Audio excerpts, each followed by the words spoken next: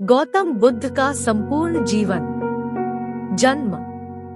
ज्ञान और धर्म को नई दिशा देने वाले महात्मा बुद्ध का जन्म 563 ईसा पूर्व गंगा के मैदानी भाग में नेपाल के लुम्बिनी कपिलवस्तु नामक स्थान पर हुआ था। इस समय भारत को जम्बूद्वीप के नाम से जाना जाता था। बुद्ध का जन्म रोहिणी नदी के किनारे बसे शाक्य वंश में हुआ था। उनके पिता शुद्धोधन और माता मायादेवी थी। बालक बुद्ध का भविष्य जानने के लिए विद्वान एवं साधुओं को बुलाया गया। उन्होंने बताया कि यह बालक या तो चक्रवर्ती सम्राट होगा और पृथ्वी पर राज करेगा या बुद्ध होगा। समस्त जीवों के कल्याण के लिए इस बालक ने जन्म लिया है। स्वयं धर्मराज इस पृथ्वी पर अवतरित हुए हैं। यह गरीबों, दुखियों और असहायों को कष्टों से मुक्ति दिलाएगा। विद्वानों और ब्राह्मणों ने बालक का नाम सिद्धार्थ रखा, जिसका अर्थ है वह बालक जिसका जन्म सिद्धि प्राप्ति के लिए हुआ हो।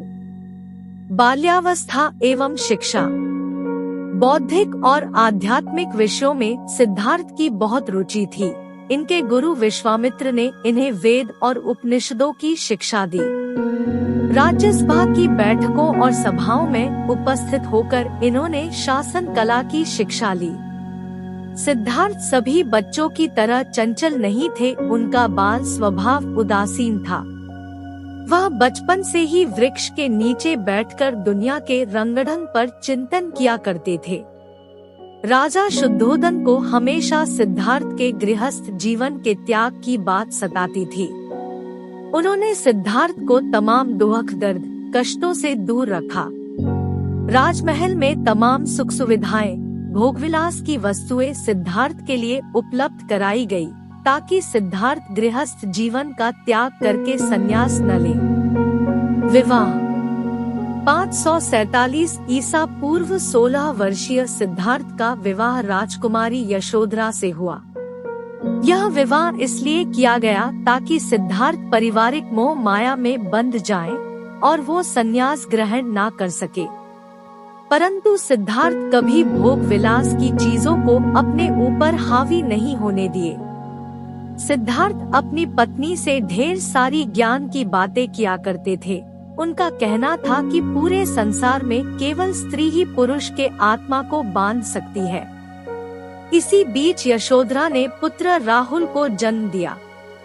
सिद्धार्थ महल में रहकर भी वह बाहरी दुनिया के बारे में चिंतन के कारण भोग विलास की चीजों का आनंद उन्हें फीका लगता था तथा पारिवारिक मोह को कभी अपने लक्ष्य प्राप्ति के मध्य नहीं आने दिया।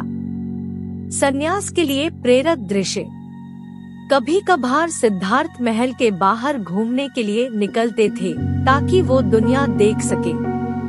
एक बार उन्होंने रास्ते पर चलते एक वृद्ध कमजोर व्यक्ति को देखा, जो झुककर चल रहा था। उसकी आंखें धंसी हुई थी। यह दृश्य सिद्धार्थ के मन को काफी विचलित करने वाला था। इससे उन्हें दुनिया की दुखों का अंदाजा हो गया। फिर उन्होंने एक बीमार व्यक्ति को देखा, जो दर्द के कारण चिल्ला रहा था। उसके शरीर कांप रहे थे। तब उन्होंने रोग क्या होता है इसे जाना। इस दृश्य से वह काफी दुखी हुए। उन्हें सभी भोग विलास की चीजें व्यर्थ लगने लगी। कुछ दूर और आगे जाने पर उन्हें एक शव दिखाई दिया, जिसे 4 लोग कंधे पर रखकर ले जा रहे थे और उसके परिवार के लोग विलाप कर रहे थे।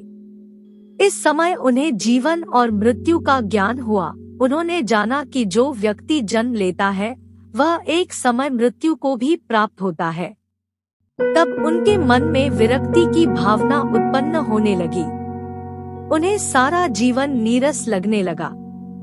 थोड़ी दूरी पर उन्हें एक सन्यासी दिखाई दिया, जो सांसारिक मोह माया से दूर प्रसन्न चित्त वाला था, मानो वह सारे दुखों से पार जा चुका हो। इस दृश्य को देखकर सिद्धार्थ ने संकल्प लिया कि वह इस मोह माया को त्याग कर संन्यास ग्रहण करेंगे। उसी रात्रि सिद्धार्थ ने अपने पत्नी यशोधरा और पुत्र रोहित को छोड़कर सत्य की खोज में जंगल में चले गए, ताकि दुनिया में सुख शांति स्थापित कर सके। ज्ञान की प्राप्ति। सिद्धार्थ परम सत्य और शांति की खोज में गया के समीप पूर्विल्व के जंगलों में पहुंच गए। वहां उन्होंने 6 साल तक कठोर तपस्या की, परंतु उन्हें ज्ञान की प्राप्ति नहीं हुई।